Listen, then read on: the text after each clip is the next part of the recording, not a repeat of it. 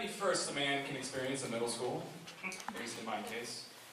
There's the first time you get to lay eyes on all the hot little 12-year-old girls that are from the other elementary schools that you didn't know are in your school district, which is very exciting when you're also 12.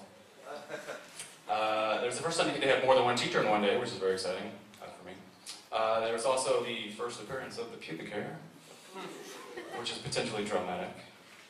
There's my first girlfriend, which was in 6th grade, and we'll call her Emily, because that was her name.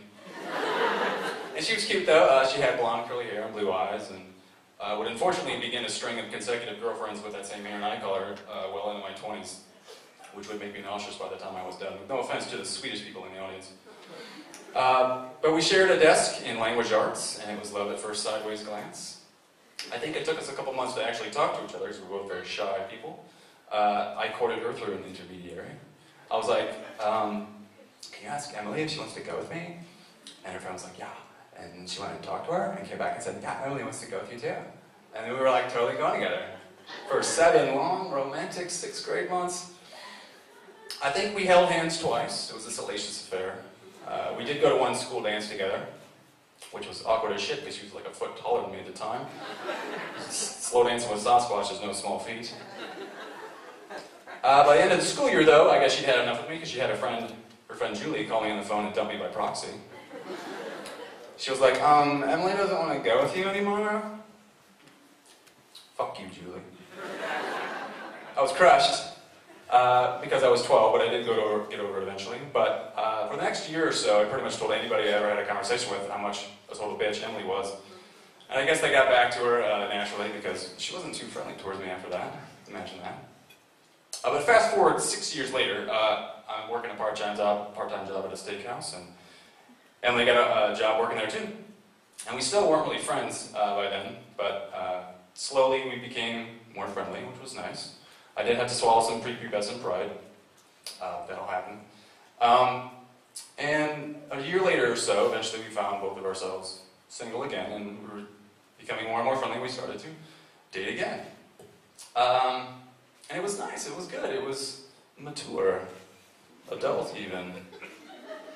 We had some real, genuine, like, honest conversations. It was great. I remember specifically that she had some real trouble with what she was studying in college, and all she really wanted to do was drop out and go to culinary school and be a chef. But she was terrified about what her parents would say about that. She was also a virgin at the time, and I was not, and I remember having some pretty frank discussions about her anxiety and her nervousness about that, and what that would entail. So it was nice. It was like, this is for real, this is serious. I was like, yeah. So we also happened to be dating at the time over Christmas time, and we got invited to a New Year's Eve party. And there were going to be, it wasn't like a rage or anything, there were maybe 10 or 12 other people there, all about our same college age. And she had some concerns, because what she knew and what you don't know is that I have a very strange relationship with alcohol. It's mostly palate related, to be honest with you. Anything I ever tried as a teenager, I just didn't like. I thought it tasted like shit. And I also happened to develop a bit of a disdain for drunkenness. I just find it very unattractive. And I knew, even by the time I was 17, that I was never, ever going to be drunk. And her concerns were more about her own awkwardness about being with me, being that I wasn't going to be drinking what she was, and she didn't know if I was going to be comfortable with that. And I was like, oh, sure. Just, don't do any kickstands, and I'm sure we'll be fine. So, I also, to sort of ease my own uncomfortableness with it, I came up with a brilliant plan. I decided I was going to bring a 12-pack of Mountain Dew to the party and drink one every 15 minutes, because that's exactly the same thing as drinking beer. I think I was so excited on the drive over, which was about 15 minutes, I think I chugged 3 of them in my '84 Pontiac Fiero.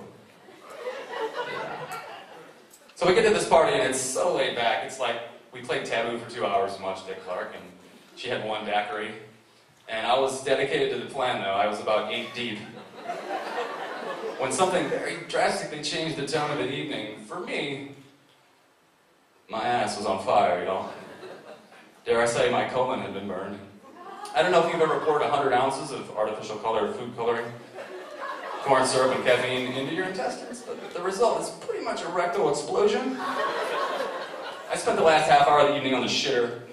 I heard the ball drop from a locked bathroom door. She didn't kiss me at midnight, and I don't know if it's directly related, but she did dump me over the phone 3 months later. At least she had the balls to do it herself this time, although it would have been nice to catch up with Julie. She gave me some bullshit reason about me being too serious for her, which I found ironic because the guy she dated right after me, she married and had 2 kids with. But I'm not bitter. Anymore. No, God bless her. I hope she's happy because I could not be happier. I'm married to a gorgeous brown-eyed brunette. Thank you. And we have a couple beautiful babies all around. So we're drinking if you got them. Cheers.